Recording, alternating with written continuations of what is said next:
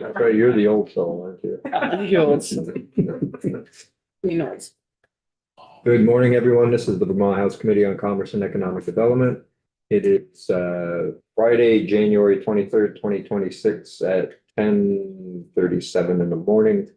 So we're back from the floor and we're here to hear a report on the Vermont training programs. Randall, thank you for joining us this morning. And contrary to what Chair Kornheiser has told you, we'll treat you very well. Thank you. Okay. Yeah, she was hazing me this morning. Sure.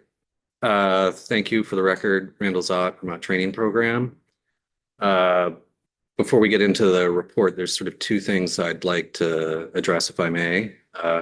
One is that my coworker Kelly Chambers was going to join me, but she's not able to join me. She may be watching us streaming, and I think she had never seen testimony in the House before, so she wanted to come and see that happen. But I think she really just wanted to see me sweat and be nervous. So if you're there, I hope you enjoy it. And secondarily, just something that doesn't really appear in the report is if you ever want to like a recharge of your Vermont pride, you should go on business visits with me and go around the state. Since I took over in June, I've traveled 3,500 miles around the state, and I've visited all sorts of businesses, not in every county, but in most counties. And it's amazing, like the things that you see. Like I was just on a business visit yesterday with a company that did, they worked on the film Beauty and the Beast. And apparently I saw it, but I don't remember it with any detail. Apparently there's a scene where a chandelier crashes in that movie. It sort of falls from the ceiling. They do motion tracking, and they did these sensors all over a real life chandelier, and they modeled that. And then so the animators could have like an actual realistic, crash, right? And you just like that sort of thing. Where I visited a business south of here that manufactures the little metal tabs that you see hanging on electrical meters. Like the little plastic piece. They don't make the plastic piece. They just make the little metal wire piece, and they just stamp them out. And when I was at the machine, I would think the counter was at $250,000 or something like that, right? And you just go around and you see all these things that are happening in Vermont. It's really impressive. And also you see the business folks who are, really doing their best to make it work here. And you see folks like I visited an entity in Chittenden County, and they work in aerospace. And by all logical business sense, they would be located either in the Houston, Texas area or in Southern California or on the East Coast of Florida. But they made a specific choice to locate here because they grew up here and they wanted to have that kind of employment available in this state, because when they were a kid, it wasn't available. And, every time I go on these visits, I'm just like, my Vermont pride just really swells because you see people who are making really tough decisions sometimes. So I just wanted to preface with that.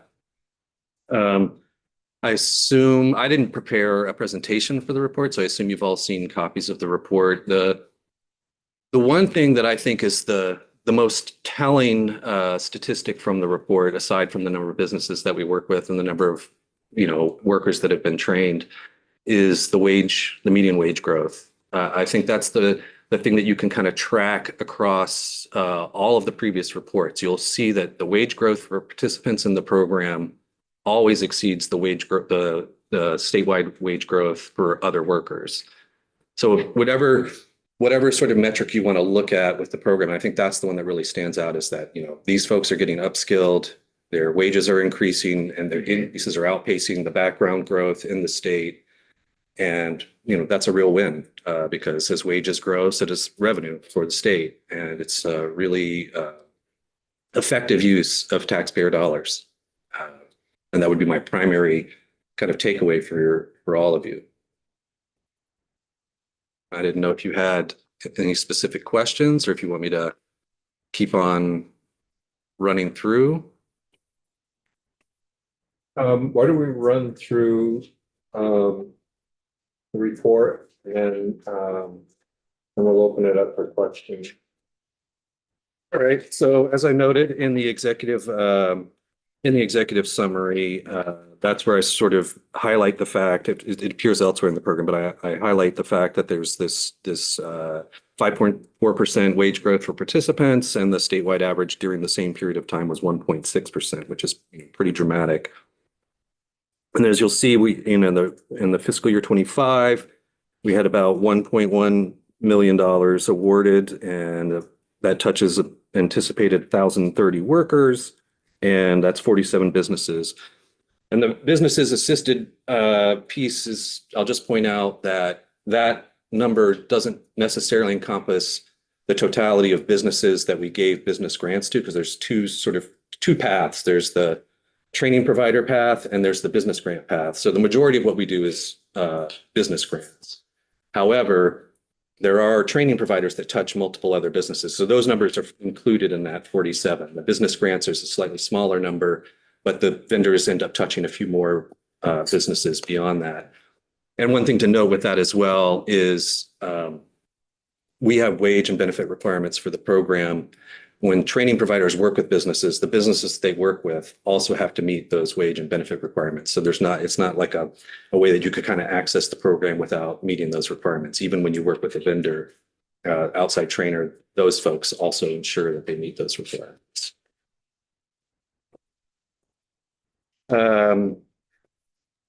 You can see here on page 4 of the report, you can see the various kinds of grants and businesses that we deal with, and maybe not surprisingly, advanced manufacturing is the vast majority of what we deal with. In general, the program is supposed to prioritize businesses in the SEDS economic priorities, identified as SEDS economic priorities. And that typically, is, every once in a while we get ones that don't quite fit in there, or they're sort of tangential to it, but they are included.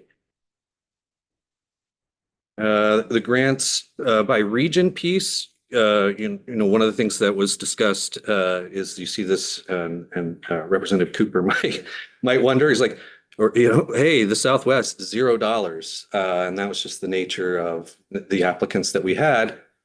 But I believe that for this fiscal year 26, Mac Molding is going to get a grant. So they didn't get one in fiscal year 25, but we didn't hit the Southwest fiscal year 25, but we got it in fiscal year 26.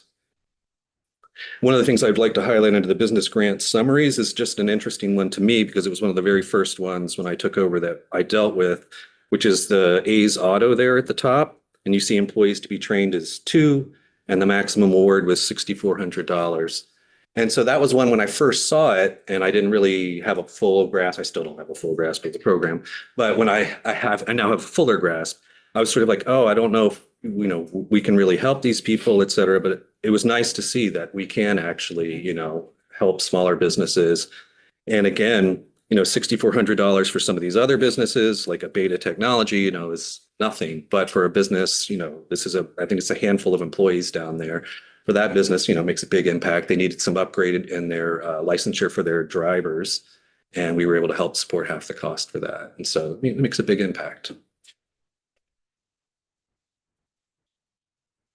Then we could kind of move down to the completed business grants, and all that really is exactly what it says. It just sort of indicates here are businesses from FY24 that we also dealt with, and the nature of these little codes here, the activity like IEUS, those sorts of things. That's when you see IE, that's incumbent workers. If you see the NH code, that's for new hires, and it just sort of indicates some folks strictly deal with upskilling incumbent workers. That would be the IEUS.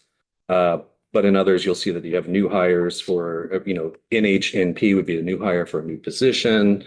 And sometimes it's, new hire for an incumbent position, et cetera. Thank you. On that, am I seeing then that where we see the NPs, a new position is, the headcount is going up? At the employer, yep. At the employer. Mm-hmm. Is there follow-up on how long are those positions known to be permanent? Are they known to be temporary? Is that something that? Well, the support for all of these are required for full-time permanent workers. So they're not intended in any way to be for temporary or part-time or seasonal workers. They're for full-time permanent positions.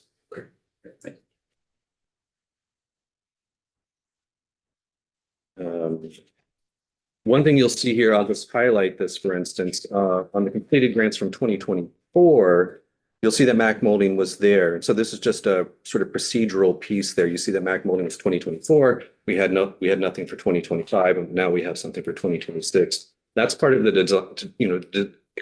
the design decision on our end, is that typically if a employer seeks funding one fiscal year, we ask that they sit out at least one fiscal year before coming back. And typically when they do come back in that subsequent fiscal year, we have a conversation to make sure that, again, this isn't becoming part of like a regular budgeting item for them, but that they do have unique new things that they're trying to pursue, or, substantive business. Sorry. Also, in that regard, there have been historically, I can't give you the examples. There have been historically, though, instances where there have been exceptions made for a business that had funding one fiscal year. They came back the next fiscal year. My understanding is that's typically, in a very extraordinary circumstance where they are intending to hire a bunch of workers, or they have a brand new product line that they really need to get people upskilled and trained up on. Then I think there's a conversation that happens and says, okay, this is a unique circumstance, and we'll address that. The item 6 on page 11 is sort of what I was talking about before. That's the list of our training providers that receive funding. And again, I don't know how familiar you all are with the program, but this is an instance where you can help businesses almost in a sort of back end sort of way, right? These are folks who provide various kinds of training to businesses, and we support half the cost of the course or training that they're doing. So they're able to offer the course at half the cost to the business. And the advantage for businesses in that case is if there's an existing vendor that has support from us, the good piece for them is they don't have to go through the application process. They just simply sign up, and all they have to do is meet the wage and benefit requirements. And so sometimes, a business will reach out, and they'll, it happened like 2 months ago. The business reached out and they said, oh, we're interested in applying this, that, and the other. We want to take this course from UVM. And I said, oh, which course is it? Turns out it was a course that was already being funded on our end. And I said, oh, well, you don't even have to apply. Just sign up and UVM will give you that discount. So they were like, thrilled. We don't have a particularly onerous application process, but it's nice to not have to deal with it, right? Just sign up for the course and off you go. And then, again, on the back end, when UVM completes that training, they send us an invoice, and we make them, we make the cost whole for them. So let's see. A lot of this is other sort of perfunctory stuff or restating things like the median quarterly wage change. This is just a specific part of the report that enumerates the change and again notes the difference in the wages. You'll see the median hourly wage after training in our program for new hires is $22.04, and for incumbent workers it's $34.70, which is, it's a pretty solid Vermont wages. And you'll also see some of the employer size for our employers on page 13. This sort of, you can see the gamut that we sort of run anywhere from 0 to 19 all the way up to greater than 100 employees. And we're always happy to see, like I said, we're happy to see large applications with lots of workers and getting lots of workers trained up. But we're also happy to, again, help smaller size organizations as well. And one of the great things that I, again, having been in the legislature and now on the other side of things, it's just really great to see the way that this program was implemented and the latitude that was given to the agency in implementing this, because we really have a lot of flexibility that I'm able to talk to businesses with a straight face and say that, like, this grant is here to support you.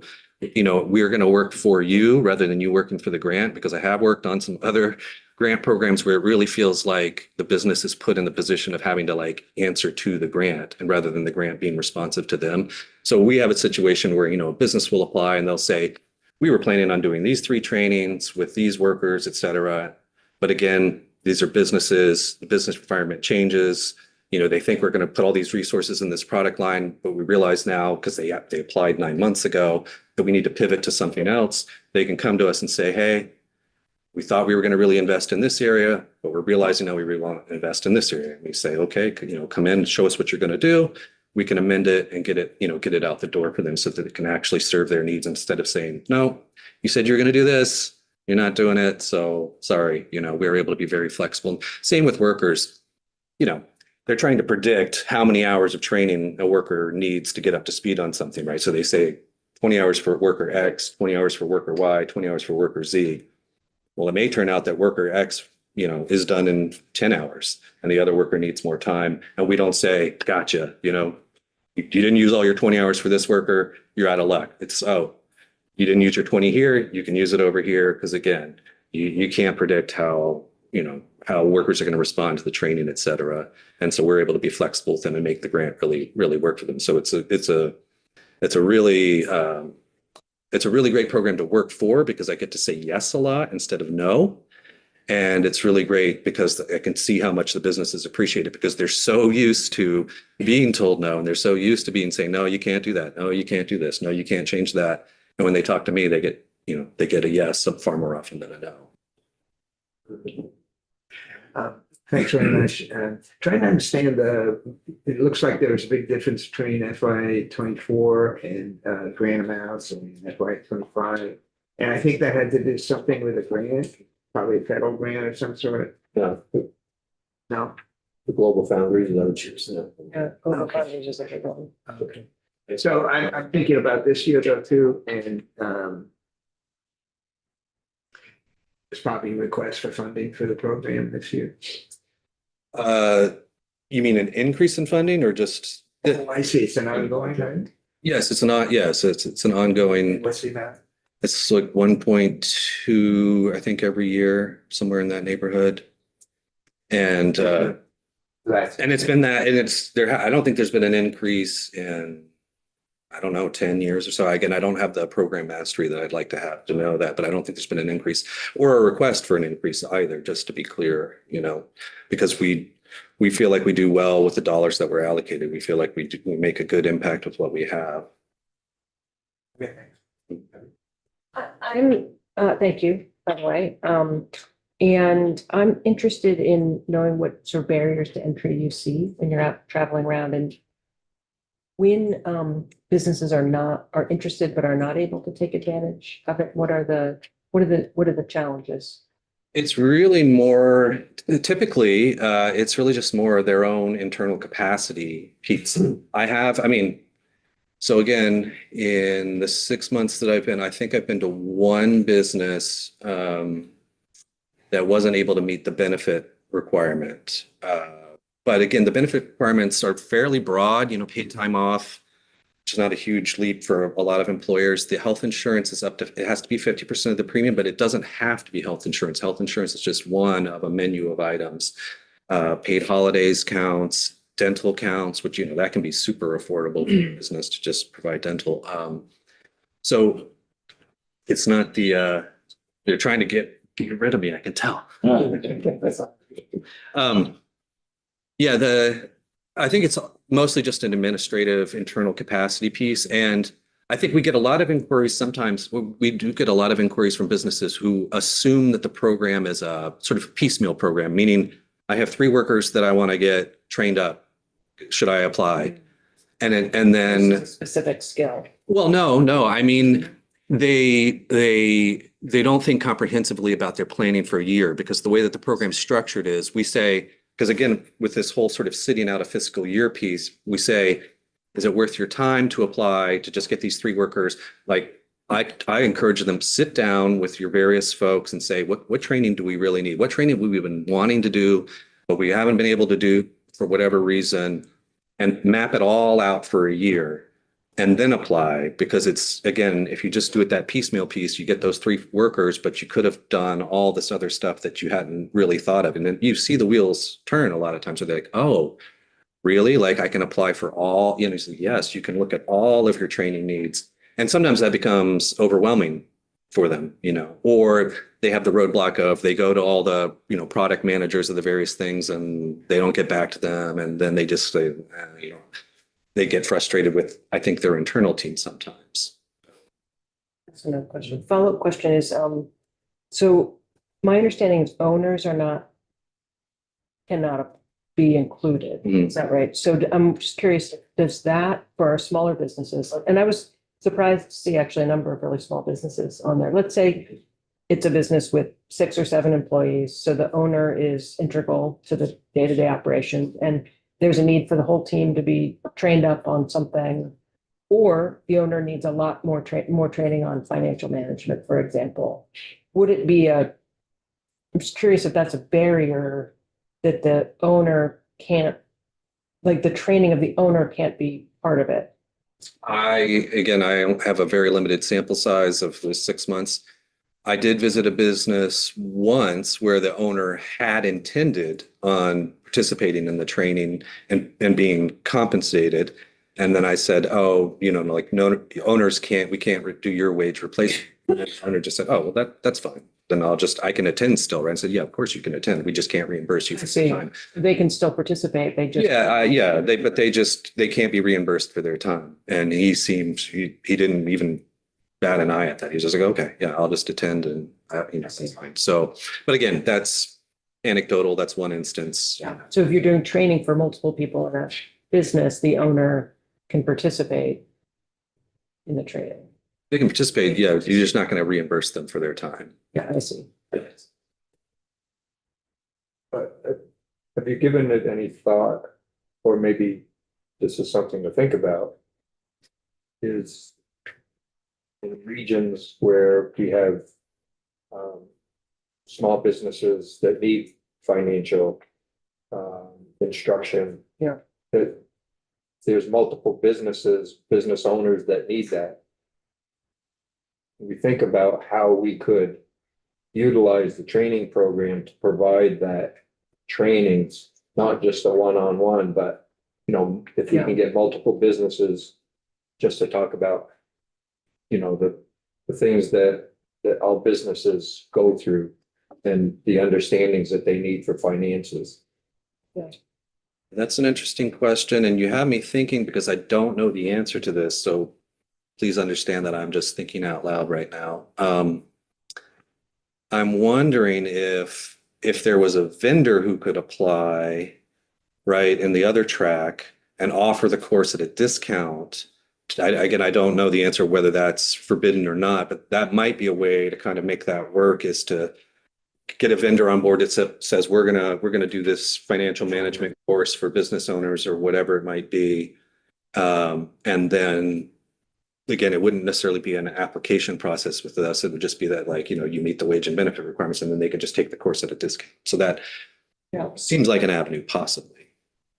I just want to follow up. That was where my brain was going too, is we hear from our smallest businesses that financial management and succession planning are the 2 biggest technical assistance needs. And I think it's really interesting to think about, is there, because I hadn't really fully understood the provider grants that you do as well. I was really familiar with it as, you know, the grants directly to businesses, but if it is possible to do a provider grant, right, so like you said, to, for example, a vendor who's going to offer a right to financial management course that business owners across the state could sign up for, is, I think, super interesting to see what, if that's possible to do, and if not, if we can make changes so it is possible. I did see in there for Breadloaf, there was succession planning And that's employee owned, I believe. and then ESOP. Yeah, well, you do get in an interesting scenarios with ESOPs because, but I think my understanding of the interpretation, right, is not that it would affect an ESOP situation, because it's a very, again, I don't know the legislative intent well enough to know, but yeah, I think that's a different scenario. Or I think the judgment has historically been made that it's a different scenario. But maybe, you know, it's something to think about, and maybe, you know, try to develop and bring it back to us maybe for next year as to how can we expand the program to assist in our business owners that need training. That are, especially the ones that are really small, probably their pockets aren't too deep at that point. That would help them actually, you know, elevate their business and be able to take on more employees. Jonathan? On that topic, what's been on my mind is, I think a lot of, there's Chambers, and it seems like one of the limiting factors is that at the state, you're in person with a lot of people, you're traveling around to make these connections, to get people through the pipeline. There's a lot of, I think, connection with regional development corporations. Do you have much contact with chambers of commerce, who may be these organizations that have membership, and that might be in a position to facilitate, the shepherding, the herding of cats that is required for having, I think that we're sort of contemplating right now. Are chambers much in your in your Rolodex? No, I go to the chamber events sometimes to have conversations, but not with chamber leadership per se, mostly with the businesses that are also present. But as you know, I do outreach to the RDCs, and I kind of do a lot of leaning on the RDCs and their connections and what they know about business folks in their regions.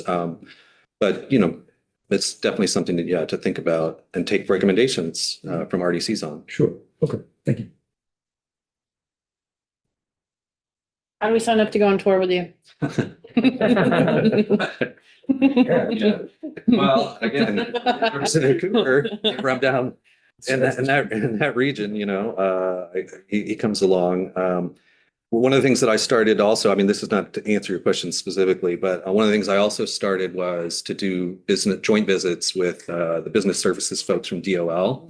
We found that that's been very effective and very, helpful again for business, because they have limited time, and if you can get multiple people in the door with them and say, here's all the services they have, here's the, and typically, for instance, with new hires, the Department of Labor, and again, I don't know the details of it that much, but they have support for businesses for new hires. So now I've sort of reflexively started saying to businesses like, hey, if your application is going to involve new hires, be sure to talk to DOL. Here's the contact. Talk to them and see, because they might be able to offer you support, right out the gate. We can just get that and we can focus, over here. But yeah, no, the business visits are great. They're super fun, and you never know what you're going to discover. So. Can you talk a little bit about the comprehensive economic development strategies and how they play into the grants that are given out? See the sweat bullets here. No, I can't speak with any. I can't speak with any certainty. I would just be faking it if I pretended that I could give you a good answer on that. I'll just say that, like I said, I know that I've looked at it to see what those identified areas are. Healthcare, construction, advanced manufacturing, those sorts of things. And I know that, again, we don't typically have, like I said, we don't typically have a lot of applicants that fall outside the SEDS a lot of times. So it's not something that we necessarily really have to make decisions around. And almost all the folks that apply tend to fall in those arenas anyway. But no, I don't have any knowledge. They're 5 year. They're supposed to be every 5 years. So we should be getting new ones soon. Yes, and I think, well, as another matter, I think the livable wage calculations every 2 years as well, is it not? So I think we should have new ones for FY26 very soon for our program, because we use that calculation that JFO produces, and I think they do it every 2 years. I think they did. Didn't they do it last year?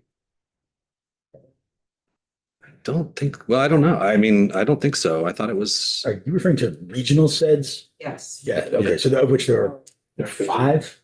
Yeah, because there's no. There's no state SEDS anymore. Mhm. No regional sense, but it says that they're supposed to be updated every 5 years. And they're the 2020 that are being used right now. There's a new one for the southern region that just came out Just came out? this year. Yeah, I can get you a copy.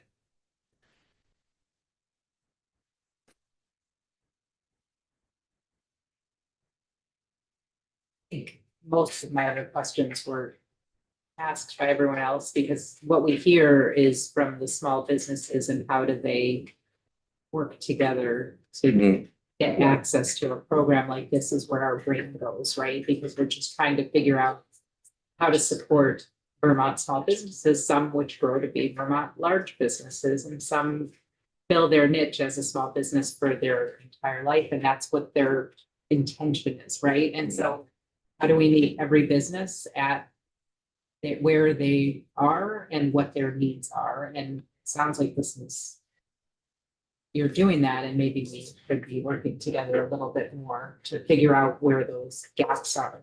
Mhm. And to meet the need Yeah. more at scale versus one-on-one. Right, I mean, you've got 6 more months of a cycle to figure out the whole job, and then you can start looking at process improvement. Right? And how do we, Right. I'll be patient. Right. Oh, yeah. Well, and yes, we also transitioned to a new grant application portal as well. So that was like fun to learn one whole system, and then we have a whole other system, and that was challenging for sure. I also, The training providers, though, I think there's a lot more going on out there. Because they'll aggregate from different businesses, like if there's a training on controls for furnaces or something like that. They generally apply to you, and then they go out and look for these people to train. yeah, so that's a good question. So typically, in the ideal world, what we want is when they come in at the time of application, they already have folks identified. That's the perfect world scenario. We do have training providers that we have a history of working with. And so when they apply and they say, we don't have them identified yet, we give them what's called a conditional approval. We say, okay, because we have faith that you are going to fill them because you have a history of having filled them in the future. But for instance, I have a training provider that doesn't have partners identified, and they were asking me and they were saying, well, this is what we think we're going to ask for. Does that seem reasonable? And I said, well, because we don't have a track record with you and you don't have them identified, I don't want to obligate all those funds and just have them sitting there. So we'll start smaller and see. And if you manage to fill them right up, then down the road we can, because we don't do that with training providers. We don't do the thing where they have to sit out a fiscal year because they're working with a variety of, multiple folks. So we don't do that with them. And one last thing I'll just mention, because I don't know if you all saw all the businesses, but I did kind of go, and I don't have businesses in each of your districts, but I have businesses that I think are at least adjacent to your districts that you probably have people that might work at the businesses. So I just was going to run through those before I go, which is the aforementioned Mac Molding. Advanced Power Conversion has a FY26 grant with us. Arc Mechanical, Representative Priestley, has a grant with us of FY26. Rutland Regional has a grant with us in FY26. New England Woodcraft has a grant with us in FY26. Rhino Foods has one. Rhino Foods is a great case. I don't know if you've ever dealt with them, but the woman from Rhino Foods, like, she's a perfect person. If you want to have a business person come in and sell you on the program, we'll have her, because not only does she love the program, she set up her own like seminars to sell the program to other businesses in the area, like doing, my job for me. Thank you very much. And then had a follow-up seminar to coach them on, this is how we maintain records, and this is how we track people's training, et cetera. Because sometimes people, again, the capacity question, they don't necessarily know, how do we do that? We don't necessarily, and she's like, this is how Rhino Foods does it. So you can just emulate what we do. So anyway, Rhino Foods is one, Shacksbury Cider is another, and then Husky went back to FY23, but we had Husky in the past 3 fiscal years as well. So businesses that I think touch your districts or adjacent to your districts anyway. I saw you have a couple of nonprofits in there too, which is. Yeah, that's. Committee on Temporary Shelter. Yeah, that was a surprise when I started. And, we have had discussions about it. Nonprofits are also businesses oftentimes, right? I mean, some of these healthcare providers are nonprofits as well, but they're a crucial part of the economy. And then the nonprofit sector touches on a huge part of Vermont's economy as well. Having said that, I think that historically, the emphasis has been on businesses, manufacturers, dollar importers, that sort of thing, unless it's like a critical need area. But there is room, for nonprofits. And in fact, we're in discussion with a nonprofit training provider that trains nonprofits. And again, when we were having that discussion with them, I was like, well, let's focus on, if you're going to be making this application, let's focus on the financial management side of things, because that seems like the thing that there's a better nexus with our program. If you're focusing on that, then like maybe fundraising is not so much, but that sort of thing. So yeah, there are nonprofits. So we had Common Group, Common Ground. Common Good, thank you, Common Good and they are, I guess, a division of United Way, maybe, and they are looking to try to expand the technical assistance that they provide to the nonprofit sector. So it's interesting interesting to hear, right, that that could potentially be that sort of, right, provider grant for somebody who can do financial management training for nonprofits. Thank you. Any other questions for Randall? Great, thank you for joining us this morning. Thank you for having me. As you continue to learn about the program and going through, if you see areas where we could grow the program or make changes that would help, especially our smaller businesses, feel free to reach out to us and let us know what your thoughts are. Yeah. We've been champions of the training program,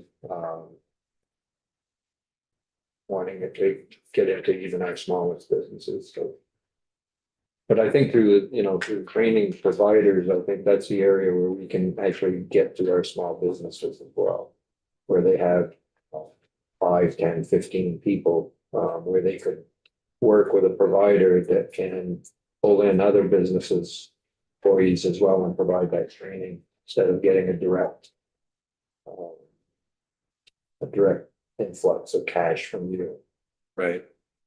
Well, right. And the barrier piece as well, like in that instance, everything's simplified in that scenario for them because they don't have to do any time tracking and they don't have to deal with multiple, they can just sign up for a course that they know that their folks need and off they go. So I think you're right. What kind of information are we getting back from the training provider? We get, the businesses that they work with, the number of employees that they train. We get Are there any requirements of, once the workers have gone through the training, are they getting higher wages? Like we do, with the direct grant? I don't think they do. I know that that I don't know. I don't want to give you an incorrect answer on that. So I'll try to make a mental note about that.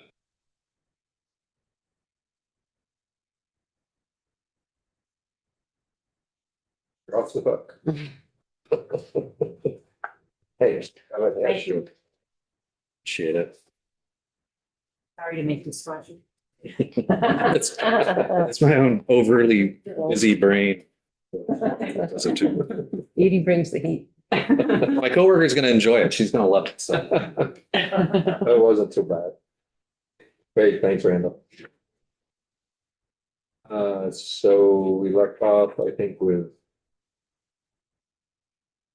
voting on the committees. Have you had Emily with us? Okay.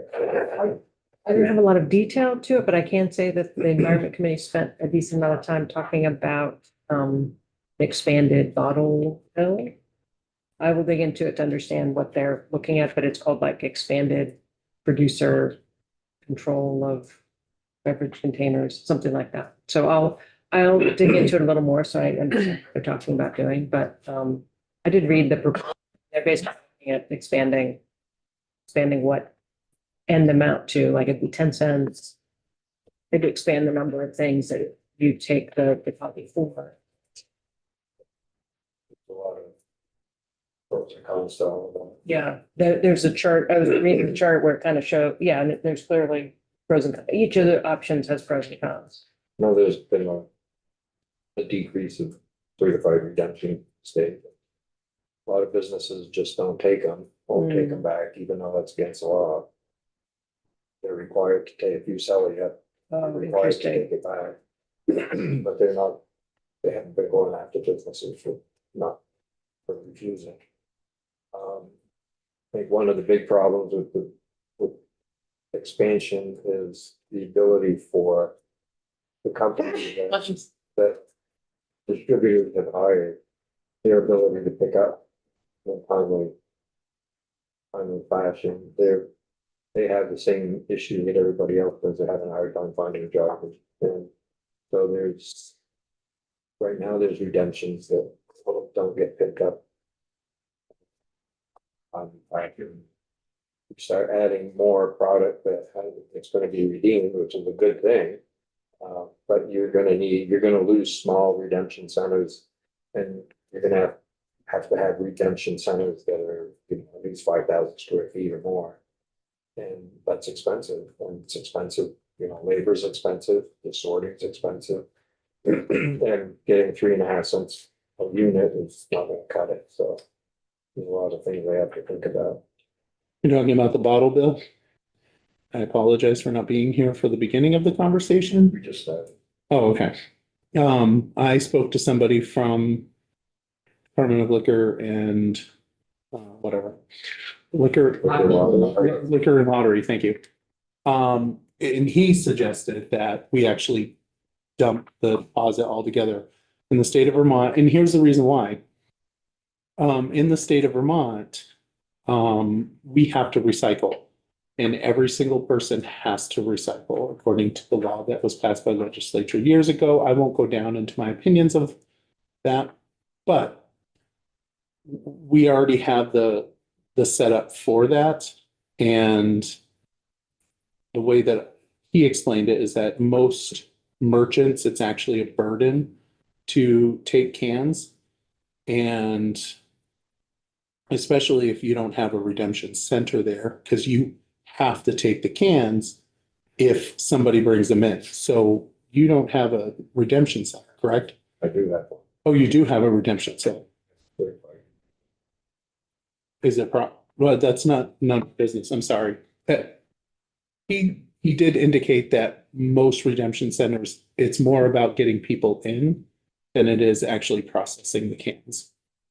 What do you mean getting people in? People come in for the dropping off the cans, but then do purchasing within the store.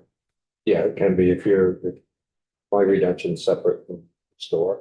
Oh, okay. But yeah, but I mean, the whole purpose is, if you're gonna be successful at it, you have to have a high throughput of bottles to make it work. And you gotta remember too, that you're paying out those nickels, and you're not getting reimbursed for a week or 2 weeks or 3 weeks.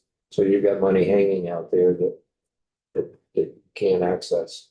So then when you raise the double the amount your output is, then you have to wait that long. Then so there's a lot of things to think about. And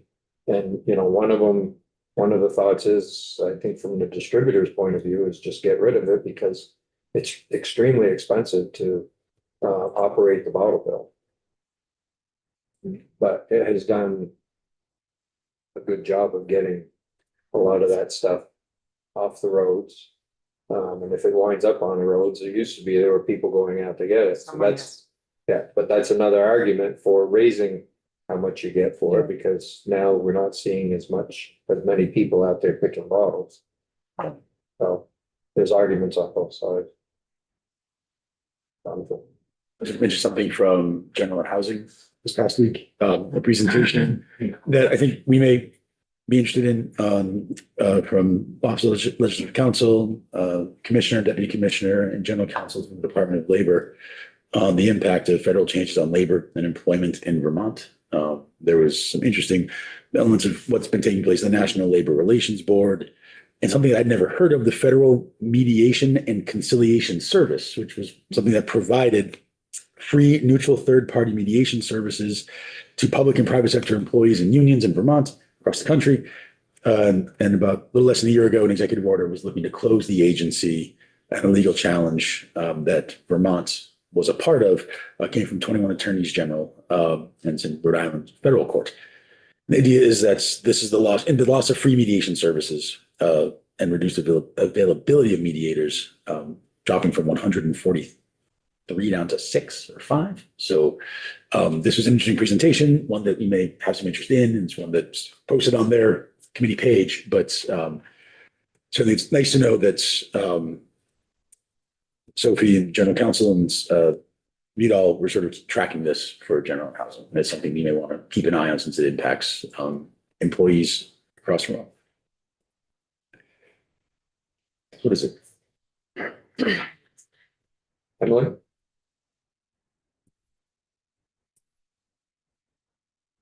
Good morning. Oh, you're muted. Yeah, there we go. Yeah, I like to hear you. How you doing? Good, you? Doing much better. I got some medicine, so Good, the fog is slowly lifting. I'm very grateful for it. good. So I touched in on transportation. They are working on some budget stuff. The budget is looking a little tense, not gonna lie. So there is a $33 million deficit that they're trying to figure out. The governor also decreased funding by $1.6 million, or no, $1.013 million. So the secretary has gone through and is looking at positions to cut. So it looks like there's going to be another reduction in force of 31 positions. 19 of those were filled, 12 of those were unfilled. And those are across 8 in administration, 20 in maintenance at the district level, 1 in planning, 2 in highways, and then there's no change to DMV or central planning. Sorry, not central planning, central garage. So this is kind of offering some concern about maintenance for local and state roads. This is also, there also is a $50 million increase in spending due to a 14% increase from the federal government, but that is pretty well earmarked for all of the interstates. So both Senate and House expressed concern about the kind of the tier levels of usage because our state and local roads get used the most. Our highways get used a lot, but not in the same amount. But we also have a duty to keep the highways up to a certain federal standard. So yeah, trying to figure all of that out. There was also last year we passed a inflation adjuster for local budgets, for the formula for local budgets. And it looks like that has not totally carried through, and it may be because some projects are finishing up, so it's cycling off, but basically that is not gaining as much money as they were hoping, which also is affecting the maintenance, the potential future maintenance, which all of this to say affects how our workers are getting around the state and how our products are getting around the state. Just make sure I got it. All that. I think that's everything. Okay, Okay, thanks, Emily. got it. Anyone have anything, Steve? Agriculture is dealing with the after effects of a court decision about municipalities being able to zone and regulate agriculture within their limits. And they brought the Vermont League of Cities and Towns to the table, and they're taking considerable testimony, trying to find out some mutually acceptable said community wasn't really thrilled to suddenly have a new layer of potential zoning added. So VLCT is assisting them. They're trying to come up with something that everybody can live with. Corrections and institutions, have you received any communication from Chair Emmons about asking us or you to come on board a letter of support for the matter that we had the joint hearing on, Yeah, she mentioned it to me. Okay, so that was the only highlight. She said she was gonna CC me. I haven't seen it yet, but that's okay too. So I don't know if that's something that we're being asked to join in on as a committee or. As soon as she has it, then we can send it out to everyone. Yeah, it's only, might want to talk to Senator Morley. And fill you in on why it's happening. I don't know, where the village of Orleans has a farm in the middle of the village, but the person that's there is raising hogs, and Oh, no. it's pretty bad, really bad, and he won't work with them. Oh, sorry. So, yeah. So I think hopefully they'll find some avenue of recourse without having to go to the extreme of modifying zoning lines. I didn't have anything for judiciary, but just an additional item for the digital infrastructure committee was that it was raised that the budget for ADS was significantly lower than last year because they've divided the projects across the agencies. There's a little bit less transparency on what's actually going on. JITAC might call a special session to look into that too. Interesting.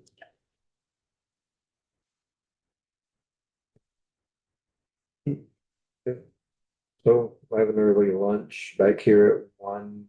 We'll have that conversation with Rick about the AI executive president. And then have further conversations with him and have a committee discussion on our thoughts of how we approach AI and how all the AI bills that are circulating around different committees, how we should and to the speaker on how we should deal with that as well. So